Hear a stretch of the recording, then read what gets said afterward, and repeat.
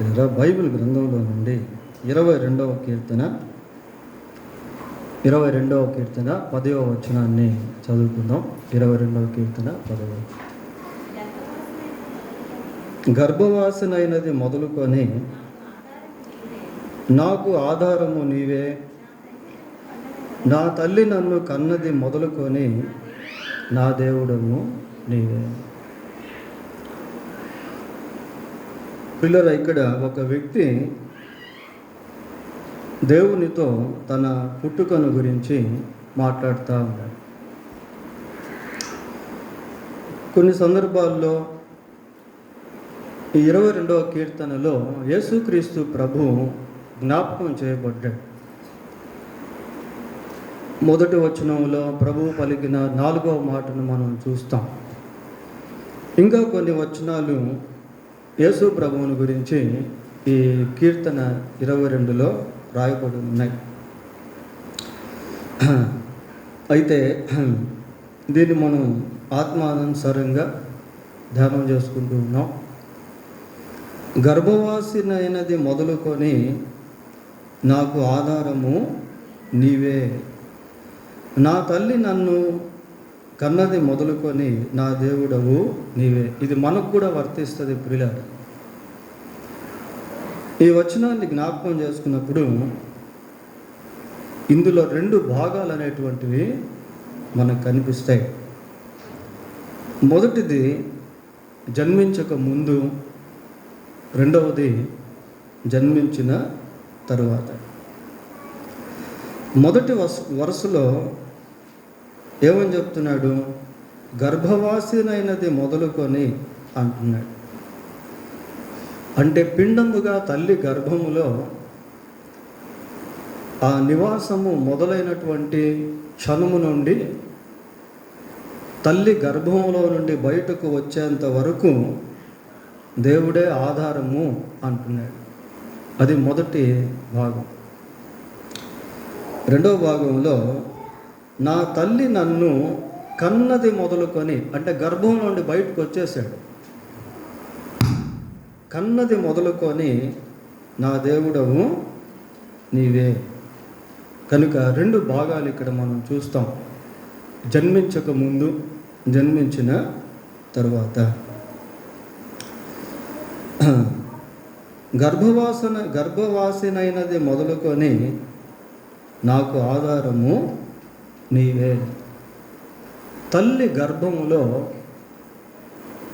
తల్లిదండ్రుల ప్రమేయము లేకుండా, ఏ వైద్యుని ప్రమేయం లేకుండా, ఏ వైద్యము ప్రమేయం లేకుండా ఆకారాన్ని రూపొందించేది దేవుడే ప్రియులారా. తల్లి గర్భంలో పిండముగా ఉన్నటువంటి సమయంలో ఆ స్ట్రక్చర్, నిర్మాణము దేవుని ద్వారా జరుగుతుంది. చూడండి, ప్రసంగి గ్రంథం 11వ అధ్యాయం 5వ వచనం ఒకసారి చదువుదాం. ప్రసంగి గ్రంథం, చూలాలి గర్భమందు ఎముకలు ఏ రీతిగా ఎదిగినది నీకు తెలియదు. చూలాలి గర్భములో ఎముకలు ఏ రీతిగా ఎదిగినవి నీకు తెలియదు. చూలాలి గర్భములో గర్భవతిగా ఉన్నటువంటి స్త్రీ లోపల ఆ ఎముకలు ఏ విధంగా ఎదిగాయి అనేది నీకు తెలియదు అంటున్నాడు. ఇక 139వ కీర్తనకు వస్తే అక్కడ చాలా స్పష్టంగా దావీదు మాట్లాడుతూ ఏమంటాడు అంటే, ఏమంటున్నాడు? 139వ కీర్తన, నా అంతరింద్రియములను నీవే కలుగు చేసితివి, తల్లి గర్భమందు నన్ను నిర్మించిన వాడవు నీవే. ఇంకా చాలా స్పష్టంగా ఇక్కడ మనం చూస్తూ ఉన్నాం ప్రియులారా. అంటే తల్లి గర్భమందు మన నిర్మాణకుడు ఎవరు అంటే దేవుడే. ఈ ప్రక్రియ ప్రతి చిన్న బిడ్డలో కూడా దేవుని ద్వారా జరుగుతుంది ప్రియులారా. దేవుని ద్వారా జరుగుతుంది. అసలు ఒకసారి మనం ఆ గర్భంలో ఉన్నటువంటి శిశువుని గురించి ఆలోచన చేసినప్పుడు చాలా ఆశ్చర్యం అనిపిస్తుంది. ఆ బ్రీతింగ్ సిస్టమ్ కానీ, ఆ ఎముకలు ఎదుగుట కానీ, ఆ ఎముకలు ఎదిగేటువంటి స్ట్రక్చర్లో, నిర్మాణంలో కళ్ళ దగ్గర కళ్ళకు సంబంధించినటువంటి గుంటలు, ముక్కు దగ్గర ముక్కుకు సంబంధించినటువంటి ఆ నాస్ట్రిల్ హోల్, చెవుల దగ్గర రంధ్రాలు, ప్రక్కటెముకలు, whole body structure or skeleton, అస్థి పంజరము, దానికి మళ్ళా కీళ్ళు, దానికి జాయింట్స్, ఎక్కడ పెద్ద బోన్ ఉండాలో అక్కడ పెద్ద ఎముక, ఎక్కడ చిన్న ఎముకలు ఉండాలో అక్కడ చిన్న ఎముకలు, అవి కూడా ఎంత సైజు పెరగాలో అంత సైజే పెరగాలి. అసలు నిజంగా తల్లి గర్భంలో మన యొక్క నిర్మాణమును గురించి, మన యొక్క ఎదుగుదలను గురించి ఆ 9 మాసాల్లో దేవుడు చాలా అద్భుతమైనటువంటి కార్యాలను చేస్తాడు ప్రియులారా. We can't imagine, no one can recognise or understand or notice the acts of God in the womb of mother. తల్లి గర్భంలో దేవుని యొక్క కార్యాలను ఎవ్వరు కూడా ఊహించలేరు ప్రియులారా. ఇక కళ్ళు, ఆ ముక్కు, ఆ చర్మము, ఆ మాంసము, రక్తము, చూడండి, ఇవన్నీ కూడా తల్లి గర్భంలో ఉన్నప్పుడే దేవుడు ఏర్పాటు చేస్తాడు. గర్భవాసినది మొదలుకొని నాకు ఆధారము నీవే. గర్భంలో కూడా దేవుని కాపుదల అనేది ఉంటుంది ప్రియులారా. అందుకే మనం బ్రతికి బయటపడ్డాం. గర్భంలోనే దేవుడు మన కాపుదలని ఇచ్చాడు. ఆయన మనకు ఆధారంగా ఉన్నాడు, పోషకుడిగా ఉన్నాడు, సంరక్షకుడిగా ఉన్నాడు. కాబట్టి మనం ఈ భూలోకంలో సజీవులముగా తల్లి గర్భంలో నుండి బయటకు రాగలిగాం. కొద్దిమంది జీవితాల్లో ఇంకొక విశేషం ఏంటి అంటే, వారు తల్లి గర్భంలో ఉండగానే దేవునికి ఒక ప్రత్యేకమైనటువంటి ప్రణాళిక అనేది ఉంటుంది. అసలు ప్రభువు వారిని సృష్టించిందే దాని కొరకుగా ఉంటుంది ప్రియులారా. చూడండి, లూకా సువార్త 1వ అధ్యాయము 14వ వచనం చదువుదాం. 1వ అధ్యాయం 14వ వచనం. ఇక్కడ బాప్తిస్మిచ్చి యోహాను గురించి జకర్యాతో దేవదూత మాట్లాడుతున్నాడు. గొప్పవాడై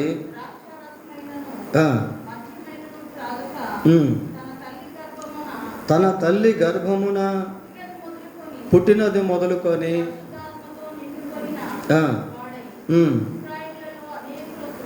ఇది దేవుని యొక్క సంకల్పం ప్రియులారా. ఇశ్రాయేల్లో అనేకులకు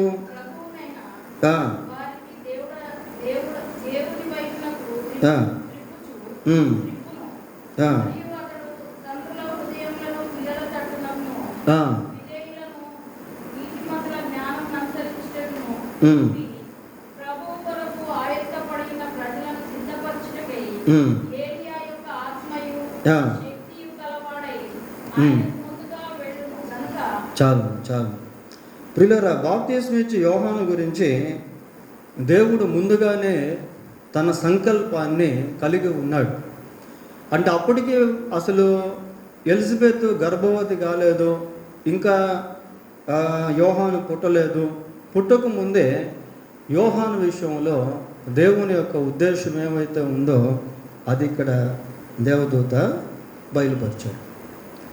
న్యాయాధిపతుల గ్రంథం 13వ అధ్యాయము, న్యాయాధిపతుల గ్రంథం 13వ అధ్యాయము 5వ వచనం చూడండి. 13:5. ఏమా, నీవు గర్భవతివై కుమారుని కందువు, అతని తల మీద వేయకూడదు,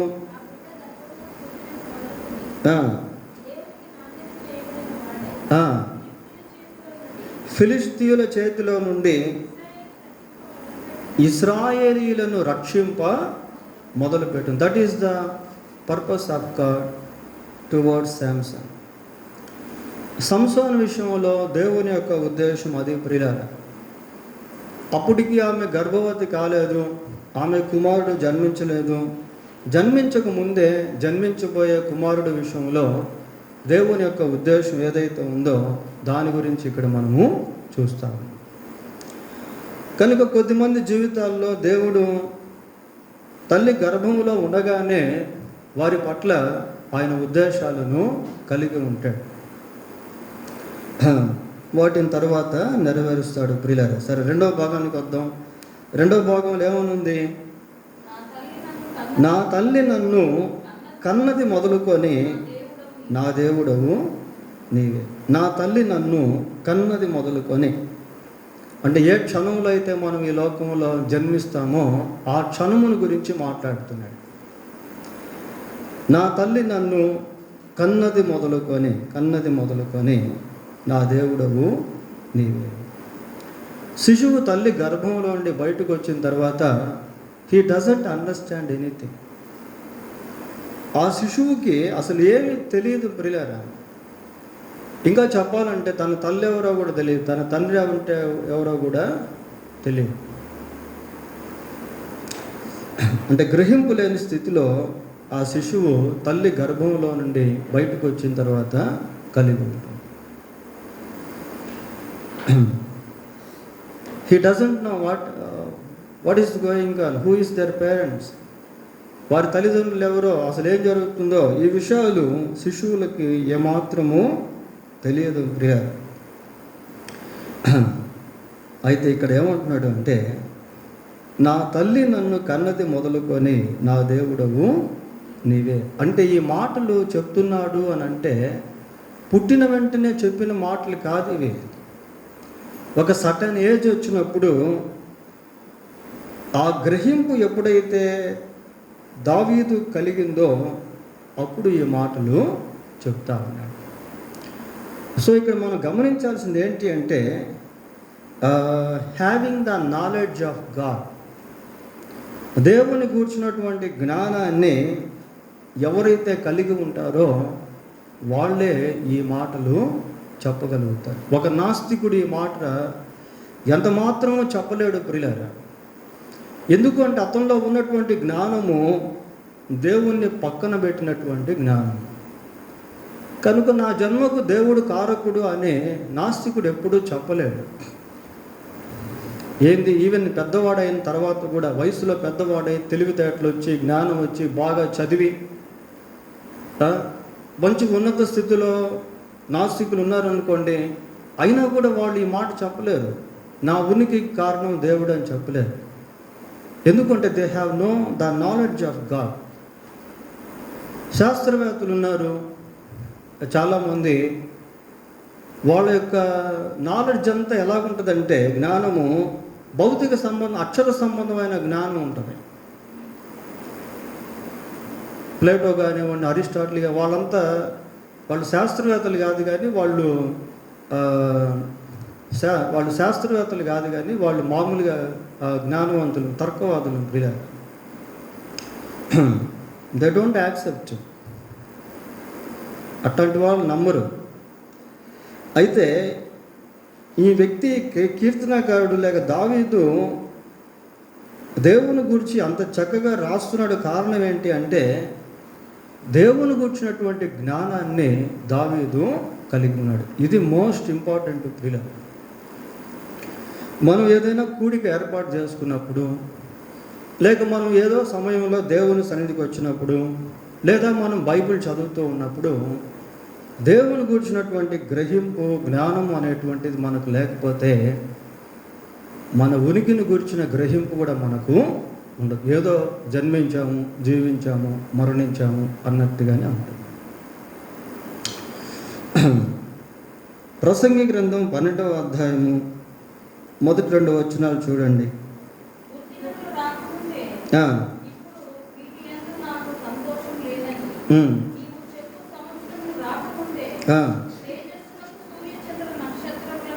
ఆ, చీకటి కమ్ముకుంటే ఉమ్, వాన వెలిసిన తర్వాత మేఘములు మరలా రాకముందే ఆ. నీ బాల్య దినములందే నీ బాల్య దినముల యందే నీ సృష్టికర్తను స్మరణకు తెచ్చుకున్నాము. అంటే దీంట్లో మనకు అర్థమయ్యేది ఏంటి అంటే, ఒక సర్టన్ ఏజ్ వచ్చినప్పుడు, అంటే బాల్య దినాలుగా పిలువబడేటువంటి వయసు వచ్చినప్పటికే సృష్టికర్తను గురించిన గ్రహింపు వాళ్ళకు వచ్చేదానికి అవకాశం అనేది ఉంటుంది ప్రియులారా. అది చాలా క్రిటికల్ టైం అన్నమాట. ఆ టైంలో మనం ఏ విత్తనం అయితే వేస్తామో అది మొలుస్తుంది. దైవిక సంబంధమైన విత్తనం బిడ్డల హృదయాల్లో వేస్తే గట్టిగా ఆ మూమెంట్లో అది గ్రోత్ అయ్యి వాళ్ళు పెద్దవాళ్ళు అయినాక దైవిక సంబంధంగా మారుతారు. నీ బాల్య దినముల యందే నీ సృష్టికర్తను స్మరణకు తెచ్చుకొనుము. కనుక దేవుని గురించినటువంటి జ్ఞానము పిల్లలకి, యవనస్తులకి, పెద్దలకి అందరికి కూడా కావాలి. దేవుని గురించిన గ్రహింపు మనకు ఎప్పుడైతే కలుగుతుందో అప్పుడే మనల్ని గురించినటువంటి గ్రహింపు అనేది మనకు కలుగుతుంది. మనల్ని గురించి ఎప్పుడైతే గ్రహింపు అనేది కలుగుతుందో అప్పుడే మనం దేవుని కొరకు జీవించేటువంటి వారంగా, మనకు దేవుడిచ్చినటువంటి జీవితాన్ని చక్కగా జీవించే వారంగా మనం మారుతాం. Then only we can know the responsibilities in our families.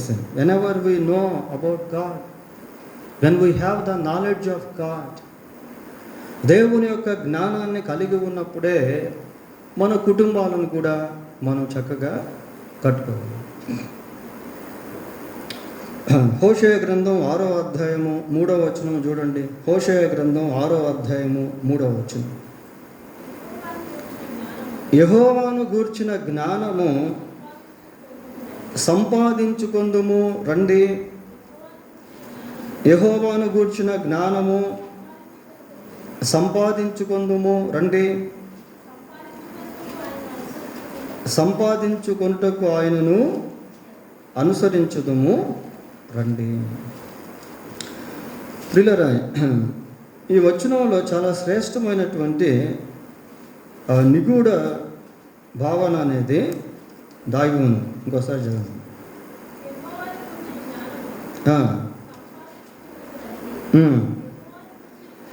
యెహోవాను గూర్చిన జ్ఞానము సంపాదించుకొనుటకు ఆయనను అనుసరింతుము రండి. రెండు విషయాలు ఇక్కడ మనం చూస్తున్నాం ప్రియులారా. దేవుని గూర్చినటువంటి జ్ఞానము సంపాదించుకుందాము. How can we obtain the knowledge of God? అయితే దేవుని గూర్చిన జ్ఞానాన్ని మనం ఏ విధంగా సంపాదించుకోగలం అంటే ఇంకొక మాట ఉంది. ఏమంటున్నాడు? యెహోవాను గూర్చిన జ్ఞానము అనుసరించుటకు. ఇంకోసారి చదవండి.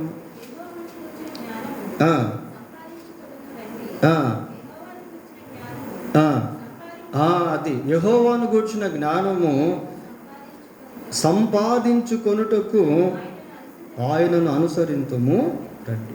కాబట్టి దేవుని గూర్చినటువంటి జ్ఞానము మనం సంపాదించుకోవాలి అంటే మనం ఏం చేయాలి? ఆయనను అనుసరించాలి. ఆయనను అనుసరించాలి ప్రియులారా. మనం ఎప్పుడైతే దేవుని అనుసరిస్తామో దేవుని గూర్చినటువంటి జ్ఞానం మనకు కలుగుతుంది. దేవుణ్ణి అనుసరించడం అంటే ఏంటి అని అంటే దేవుని యొక్క వాక్యాన్ని అనుసరించుట. దేవుడు మనకిచ్చినటువంటి వాక్యాన్ని మనం ఎప్పుడైతే అనుసరిస్తామో అప్పుడు మనకు దేవుని గురించినటువంటి జ్ఞానం కలుగుతుంది. ప్రకటన గ్రంథం 1వ అధ్యాయంలో ఒక మాట అంటాడు. ఏమంటాడంటే, ఈ ప్రవచన వాక్యములు వినువాడును, వీటిని చదువువాడును, వాటిని గైకొనువాడును ధన్యులు. గైకొనటం ప్రియులారా, అనుసరించడం. Whenever we follow the word of God then we can obtain the knowledge of God. మనం ఎప్పుడైతే దేవుని యొక్క మార్గమును అనుసరించే వారంగా లేక వాక్యాన్ని అనుసరించే వారంగా ఉంటామో అక్కడ దేవుని మనం అర్థం చేసుకునే వారంగా ఉంటాం. దావీదు ఈ కీర్తన రాసే సమయానికి దేవుని గురించినటువంటి అవగాహనలోనికి వచ్చేసాడు. అందుకే ఈ మాటలు ఇక్కడ రాస్తూ ఉన్నాడు ప్రియులారా. లేకపోతే అలా రాసుండేవాడు కాదు. ఏమని రాస్తున్నాడు? నా తల్లి నన్ను కన్నది మొదలుకొని నా దేవుడవు నీవే. సో అండర్స్టాండింగ్ గాడ్, దేవుణ్ణి అర్థం చేసుకునేట ప్రియులారా, పిల్లలైనా పెద్దలైనా ఎవరైనా సరే దేవుణ్ణి ఎప్పుడైతే అర్థం చేసుకుంటారో వాళ్ళే ఈ మాటలు మాట్లాడతారు. వాళ్ళే తమ పుట్టుక వెనుక ఉన్నటువంటి దేవుని సంకల్పం గురించి మాట్లాడతారు. వాళ్ళు ఏ విధంగా జన్మించారో అనేటువంటి దాని గురించి వాళ్ళు మాట్లాడతారు. గలతీ పత్రిక మొదటి అధ్యాయము 15-16 వచనాలు చూడండి.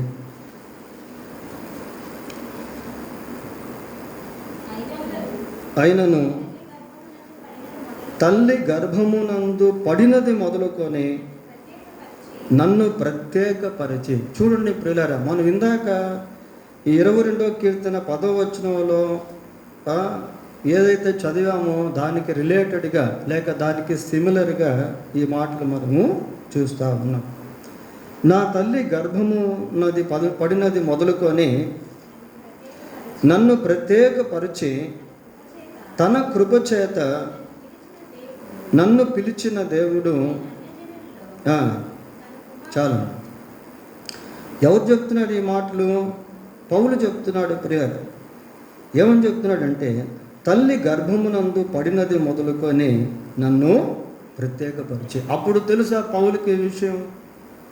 పౌలు తన తల్లికి జన్మించేటువంటి సమయంలో లేక తన తల్లి గర్భనివాసిగా ఉన్నటువంటి సమయంలో లేక పుట్టిన వెంటనే, పుట్టిన తర్వాత కొద్ది రోజులకే, కొద్ది నెలలకే, కొద్ది సంవత్సరాలకే ఈ విషయం పౌలుకు తెలుసా అంటే అస్సలుకు తెలియదు ప్రియులారా. తెలియదు కాబట్టి అతను ఎలా జీవించాడు అంటే 13వ వచనం చదవండి ఒకసారి. 13వ వచనం, పూర్వమందు యూదా మతస్థుడునై ఉన్నప్పుడు నేను దేవుని సంఘమును అపరిమితముగా హింసించి నాశనము చేయొచ్చు. చూడండి ప్రియులారా, అంటే వయసులో పెరిగాడు కానీ దేవుని గురించినటువంటి గ్రహింపులోనికి రాలేదు, దేవుని గురించినటువంటి జ్ఞానంలోనికి రాలేదు ప్రియులారా. అందుకే ఎలాగున్నాడు అంటే హింసకుడిగా, దూషకుడిగా బ్రతుకుతాడు. ఈ రోజుల్లో కూడా ప్రజలు అనేక మంది తాగుబోతులుగా, తిరుగుబోతులుగా, హింసకులుగా, గూండాలుగా, రౌడీలుగా, దొంగలుగా, వ్యభిచారులుగా, త్రాగుబోతులుగా, నాస్తికులుగా, నరహంతకులుగా ఉన్నారు. కారణం ఏంటి అంటే వారు ఇంకా దేవుని గురించినటువంటి గ్రహింపులోనికి రాలేదు. మనిషి ఎప్పుడైతే దేవుని గురించినటువంటి గ్రహింపులోనికి వస్తాడో అప్పుడు తన జన్మ ఎలా జరిగిందో అన్న విషయాన్ని గుర్తిస్తాడు. తన దేవుడు ఎలాంటి వాడో ఎవరో అనేది గుర్తిస్తాడు ప్రియులారా. ఇక్కడ 22:10 కానివ్వండి, అలాగనే గలతీ పత్రిక మొదటి అధ్యాయం 15-16 వచనాల్లో కానివ్వండి, వాళ్ళు పుట్టిన వెంటనే దావీదుకు కానీ పౌలుకు కానీ ఆ గ్రహింపు అనేది అప్పుడు లేదు. ఆ తరువాత గ్రహింపు అనేది వచ్చింది. సరే, మళ్ళీ మన మూలవాక్యానికి ఒకసారి వెళ్ళి 2వ వరుసను ఒకసారి చూద్దాం. నా తల్లి నన్ను కన్నది మొదలుకొని నా దేవుడవు నీవే అంటున్నాడు. నా దేవుడు అనేటువంటి పదజాలము చాలా శ్రేష్టమైనది ప్రియులారా. అంటే దేవుణ్ణి తనకు దేవుడిగా చేసుకున్నాడు కనుక నా దేవుడవు నీవే అంటున్నాడు. అందరూ ఆ మాట అనలేదు. ఎవరైతే యేసుక్రీస్తుని అంగీకరిస్తారో వాళ్ళే యేసుక్రీస్తుని ఏమంటారు అంటే నా దేవుడు అని అంటారు. హగింగ్ గాడ్, దేవుణ్ణి హత్తుకునేటువంటి స్థితి ప్రియులారా. ఇంకొక రకంగా చెప్పాలంటే నా దేవుడు అనేటువంటి పదజాలము దేవుణ్ణి అంగీకరించేటువంటి స్థితి. Accepting God, that he's God. దేవుణ్ణి తన దేవుడిగా ఎవరైతే అంగీకరిస్తారో వారే నా దేవుడు అని అనగలుగుతారు ప్రియులారా. చూడండి, యోహాను సువార్త 9వ అధ్యాయము, యోహాను సువార్త 9వ అధ్యాయము 35వ వచనం చదువుదాం. పరిసయ్యులు వానిని ఆ, నిలివేసిరని ఉమ్, యేసు విని ఆ, వానిని కనుగొని, ఉమ్, నీవు దేవుని కుమారునియందు ఆ, విశ్వాసముంచుచున్నావా అని అడిగాను. ఉమ్, అందుకు వాడు, ఆ, ప్రభువా, ఉమ్, నేను ఆయన యందు విశ్వాసముంచుటకు ఆ. ఆయన ఎవడని ఆయన ఎవరు? Who is he so that I can believe him? నేను ఆయన ఎందు విశ్వాసం ఉంచేదానికి ఆయన ఎవరు అంటున్నాడు. అప్పుడు యేసు ప్రభు అన్నాడు, చదువు, నీవు ఆయనను చూచుచున్నావు, నీతో మాట్లాడుతున్నవాడు ఆయనే అనెను. అంతటా వాడు, ప్రభువా, నేను విశ్వసించుచున్నాను చెప్పి ఆయనకు మ్రొక్కాను. నేను విశ్వసించుచున్నాను అని చెప్పి ఆయనకు మ్రొక్కాను. హృదయంలో విశ్వసించాడు, ఆ విశ్వాసం గురించి నోటితో ఒప్పుకున్నాడు, క్రియలతో ఆయన్ని మొక్కి అంటే ఆరాధించి దాన్ని రుజువు చేశాడు. ప్రియులారా, అంటే యేసుక్రీస్తును ఈ వ్యక్తి అంగీకరించాడు అన్నదానికి ముంగుర్తుగా ఆ క్రియలు మనకు కనబడతా ఉన్నాయి. అపోస్తలుల కార్యములు 8వ అధ్యాయము 36వ వచనం చూద్దాం. 8:36. అందుకు ఫిలిప్పు ఉమ్, నోరు తెరిచి ఆ, ఆ లేఖనమును అనుసరించి ఉమ్, అతనికి యేసును గూర్చిన సువార్త చెప్పెను. ఆ, సువార్త ప్రకటించెను. ఉమ్, వారు త్రోవలో వెళ్ళుచుండగా ఆ, నీళ్లున్న ఒక చోటికి వచ్చినప్పుడు ఉమ్, నపుంసకుడు, ఆ, ఇదిగో ఉమ్, నీకు బాప్తిసం ఇచ్చుటకు ఆటంకమేమని అడిగి ఆ, నన్ను నిలుపుమని ఉమ్, ఆజ్ఞాపించెను. ఉమ్. ఫిలిప్పు, నీవు పూర్ణ హృదయముతో విశ్వసించిన నీవు పూర్ణ హృదయముతో విశ్వసించిన ఎడల పొందవచ్చునని పొందవచ్చు అని చెప్పాను. నీవు పూర్ణ హృదయముతో విశ్వసిస్తే నువ్వు బాప్తీసం తీసుకోవచ్చు అని చెప్పాను. ఏమని విశ్వసించాలి అంటే ఆ కింద ఫుట్ నోట్స్లో మనం చూస్తాం. ఫిలిప్పు, నీవు పూర్ణ హృదయముతో ఏమన్నా ఫుట్ నోట్స్లో పూర్ణ హృదయముతో విశ్వసించిన ఎడల ఏముంది అక్కడ? అదే ఒకటి చదవండి, ఫుట్ నోట్స్లో ఒకటి చదవండి. అది చదవండి. మా ప్రాచీన ప్రతులలో అని ఉంది చూడండి, అది కింద కొన్ని ప్రాచీన ప్రతుల్లో ఫిలిప్పు నీవు పూర్ణ హృదయముతో విశ్వసించిన ఎడల పొందవచ్చునని చెప్పాను. దాని తర్వాత ఏమనుంది? అతడు యేసుక్రీస్తు అది దేవుని కుమారుడని విశ్వసించుచున్నానని ఉత్తరం ఇచ్చింది. అది అక్కడ మనకు పైన కనబడలేదు, పైన ఇది చెప్పబడలేదు. ఇక్కడ చూస్తా ఉన్నాం, యేసుక్రీస్తు దేవుని కుమారుడని విశ్వసించుచున్నాను. యేసు దేవుని కుమారుడు అని విశ్వసిస్తున్నానంటే అర్థం ఏంటంటే యేసు దేవుడు అని విశ్వసిస్తున్నాను అని అర్థం. దేవుని కుమారుడు ఈజ్ ఈక్వల్ దేవుడు అని అర్థం అన్నమాట. అంటే యేసు దేవుడు అని నేను విశ్వసిస్తున్నాను అని చెప్పి అతను ఒప్పుకొని బాప్తిజం తీసుకున్నాడు. ఆఫ్టర్ టేకింగ్ బాప్తిజం we will have a beautiful relationship with Jesus Christ. బాప్తిజం తీసుకున్న తరువాత యేసుక్రీస్తుతో చాలా సన్నిహిత శ్రేష్టమైనటువంటి సహవాసాన్ని మనం కలిగి ఉంటాం ప్రియులారా. ఆ కలిగి ఉన్నటువంటి సహవాసంలో నుండి ఉట్టిపడేటువంటి మాటలే నా దేవా అనేటువంటి మాట, నా దేవుడవు నీవే అనేటువంటి మాటలు ఆ సహవాసంలో నుంచి వస్తాయి ప్రియులారా. నా తల్లి నన్ను కన్నది మొదలుకొని నా దేవుడవు నీవే. తల్లి గర్భంలో నన్ను కాపాడావు. నా తల్లి నాకు జన్మనిచ్చిన ఆ క్షణము నుండి నేటి వరకు కూడా నన్ను కాపాడుతూనే ఉన్నావు, నన్ను సంరక్షిస్తూ ఉన్నావు, నన్ను పోషిస్తూ ఉన్నావు. అంతేకాకుండా నా కొరకు నీవు ప్రాణం పెట్టావు. ఈ బాప్తిజ అనుభవం అనేది ఎలాంటిది అని అంటే పేతురు అంటాడు, మీరు మారు మనసు పొంది పాప క్షమాపణ నిమిత్తము ప్రతివాడు యేసుక్రీస్తు నామమున బాప్తిస్మము పొందును. కనుక యేసుక్రీస్తు యొక్క సువార్త ఫిలిప్పు ఆ నపుంసకునికి ప్రకటించాడు. ఆ సువార్తలో యేసుక్రీస్తు యొక్క మరణ, భూస్థాపన, పునరుద్ధానములు అనేటువంటివి దాగి ఉన్నాయి. ఆ సత్యాన్ని ఎప్పుడైతే నపుంసకుడు గుర్తించాడో, గ్రహించాడో, వెంటనే యేసును దేవుడిగా అంగీకరించాడు. అంగీకారానికి గుర్తుగా బాప్తిస్మం తీసుకున్నాడు. నా దేవుడవు నీవే అనేటువంటి ఈ ఎక్స్ప్రెషన్ ఎలాంటిది అంటే దేవుణ్ణి హత్తుకునేటువంటి అనుభవం. ప్రియ యోహాను సువార్త 20వ అధ్యాయం 13వ వచనంలో మగ్దలేనే మరియ ప్రభువుని గురించి మాట్లాడుతూ నా ప్రభువును ఎవరో ఎత్తుకొని వెళ్ళారు, నా ప్రభువుని అంటారు. అంటే దేవుణ్ణి హత్తుకునేటువంటి అనుభవం, దేవుని కొరకు జీవించేటువంటి అనుభవం. కనుక పిల్లలకు ఒకవేళ ఈరోజు దేవుని గురించి తెలియకపోయినా ఒకరోజు వాళ్ళు దేవుని గురించి తెలుసుకుంటారు. ఎందుకంటే బాల్య హృదయాల్లో విత్తనము వలె నాటబడే దేవుని వాక్యము ఈరోజు కాకపోయినా ఒకరోజు తప్పకుండా ఫలిస్తుంది.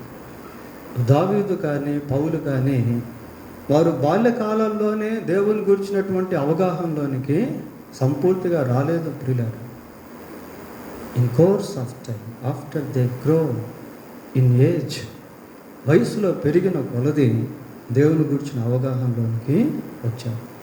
ఎప్పుడైతే మనం యేసుక్రీస్తునందు విశ్వాసం నుంచి ఆయన హత్తుకునేటువంటి వారంగా ఉంటామో ఆయన మనకు చాలా ప్రశస్తమైనటువంటి వాడిగా మారుతాడు. అదొక్క వచనం మనం చూసి ముగిద్దాం. 73వ కీర్తన 25వ వచనం. 73:25. ఆకాశమందు నీవు తప్ప నాకెవరున్నారు, నీవు నాకుండగా లోకములోని దేది నాకు అక్కర్లేదు. చాలా శ్రేష్టమైన మాట ప్రియులారా. ఆకాశమందు నీవు తప్ప నాకెవరున్నారు, నీవు నాకుండగా లోకములోనిది ఏది నాకు అక్కర లేదు. కాబట్టి మరి దేవుణ్ణి హత్తుకునేటువంటి అనుభవాన్ని ఇక్కడ మనము చూస్తాము. తల్లి గర్భంలో ఉన్నప్పుడు, తల్లి గర్భంలో నుండి బయటకు వచ్చినప్పుడు దేవుడు ఏ విధంగా మన జీవితంలో సహాయకుడిగా ఉంటాడో అన్న విషయాలు ఈ వర్తమానంలో మనం విన్నాం. దేవుడు తన వాక్యాన్ని దీవించిన గాక. ప్రార్థన చేసుకుందాం. ప్రార్థన.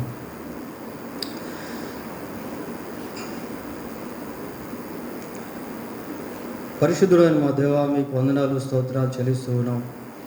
మీరు ప్రేమించి మాకు ఇచ్చినటువంటి శ్రేష్టమైన సందేశాన్ని బట్టి మీకు స్తోత్రాలు. తల్లి గర్భంలో మమ్మును మీరు ఆయన చక్కటి నిర్మాణమును ఇచ్చారు, అందును బట్టి మీకు స్తోత్రాలు. ఆయన తల్లి గర్భంలో ప్రభా మీరు మమ్మను కాపాడారు, పోషించారు, ఆదరించారు, క్షేమాన్ని ఇచ్చారు, జీవాన్ని ఇచ్చారు. మేము తల్లి గర్భంలో ఉన్నప్పుడే మా పట్ల మీరు గొప్ప ఉద్దేశములను కలిగి ఉన్నారు మా ప్రభా, అందును బట్టి మీకు స్తోత్రాలు చెల్లిస్తూ ఉన్నాం.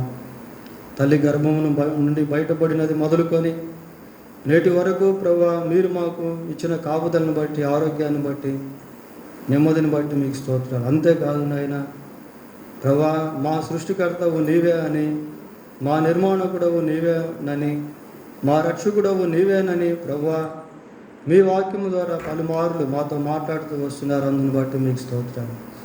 ఆకాశమందు నీవు నాకుండగా లోకంలోని దేదియు నాకు అక్కర్లేదనే విశ్వాసంలోనికి మమ్మల్ని అందరినీ నడిపించి మీ కొరకు దయతో జీవింపచేయమని మా రక్షకుడైన యేసుక్రీస్తు పరిశుద్ధమైన నామంలో ప్రార్థన చేస్తున్నాము తండ్రి. ఆమేన్. చిన్న కొన్ని బాధలు ఉన్నా కానీ దేవుడి దగ్గర నేను చాలా చెప్పుకున్నాను. పొద్దున, సాయంత్రం, మధ్యాహ్నం, నైట్ కూడా దేవుడి దగ్గర చాలా నేను ప్రార్థన చేస్తుంటాను. దేవుడు ఎంత భయం ఉన్నా, ఎంత మూలు, ఎంత బాధ ఉన్నా దేవుడు నాకు చాలా ధైర్యం ఇస్తున్నాడు. దేవుడు చాలా వందనాలు.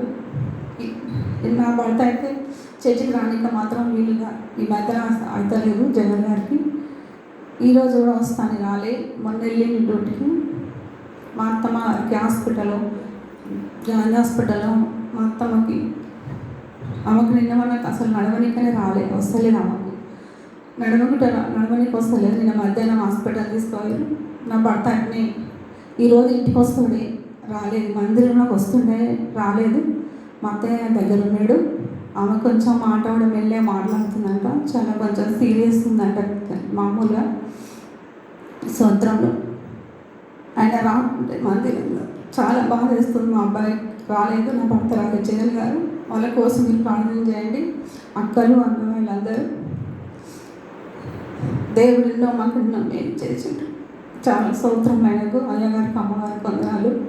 ఆయన ఎన్నో దేవుడు ఎంత కుంగిమున్నా లేవనైతే దేవుడు, పడిపోయినా నిలబెట్టే దేవుడు యేసయ్య చాలా గొప్ప దేవుడు.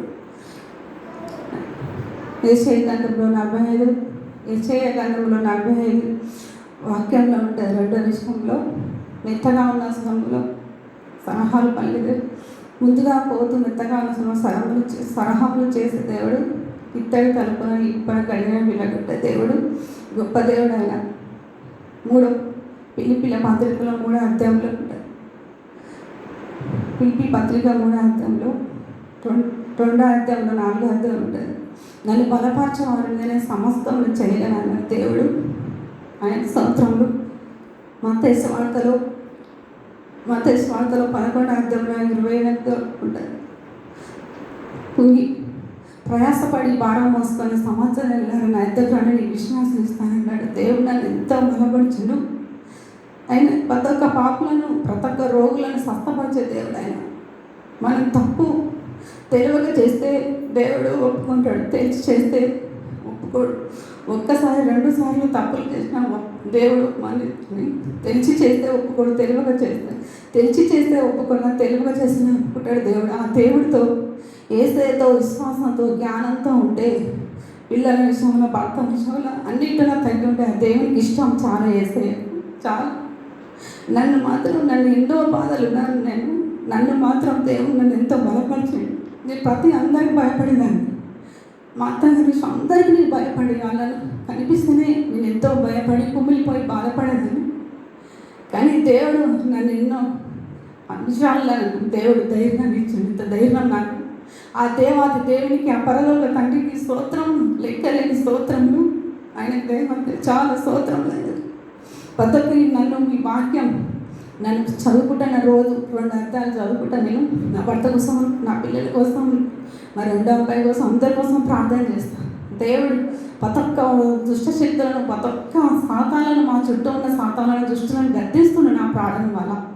నా భర్త కూడా ఎంతో మార్చిండు. నా భర్త కూడా ఎన్నో నా కోసం మస్తు బాధలు పడ్డాడు, మస్తు కష్టం పడ్డాడు. దేవుడు కూడా నా భర్తను మార్చిండు చాలా.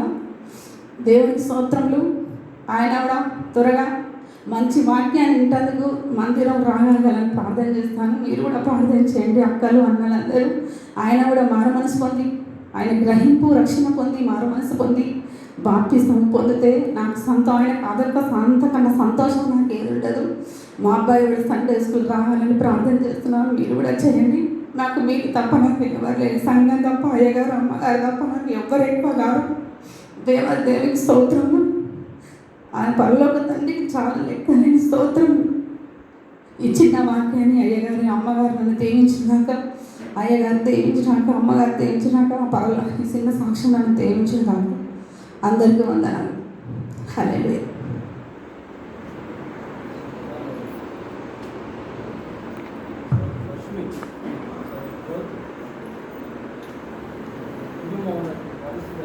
అంటే జగన్ గారి వాళ్ళ నాన్న, మా అమ్మగారు కదా, వాళ్ళ అమ్మగారికి అసలు ఆరోగ్యం బాగాలేదు.